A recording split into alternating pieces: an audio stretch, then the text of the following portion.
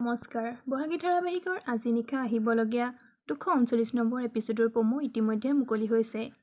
আজি খণ্ডত আপোনালোকে দেখিবলৈ পাব কিশোৰৰ দেউতাকে বহাগীৰ দেউতাকলৈ ফোন কৰি বহাগীৰ ঘৰলৈ আহিব আৰু বহাগীৰ দেউতাকক কিবা বিশেষ কথা ক'ব। কি বিশেষ কথা ক'ব আজি খণ্ডত আপোনালোকে দেখা পাব। আনফালে বহাগী কিটচেনৰ বিজনেছ ভালকৈ চলাৰ বাবে বিজনেছ সংক্ৰান্তৰ কথা পাতিবলৈ কোনোবা আহিব। আনহাতে বহাগী যিটো ঘৰত থাকে সেই ভাড়াঘৰ মালিকনীয়ে ৰেণ্ট এগ্ৰিমেণ্টখন আকৌ এবাৰ নতুনকৈ বনোৱা কথা কয়।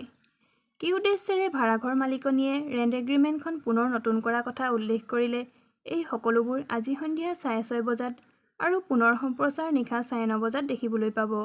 যদিহে ভিডিঅ'টো চাই ভাল পাইছে তেনেহ'লে চেনেলটো ছাবস্ক্ৰাইব কৰি ভিডিঅ'টো এটা লাইক কৰি দিব। ধন্যবাদ।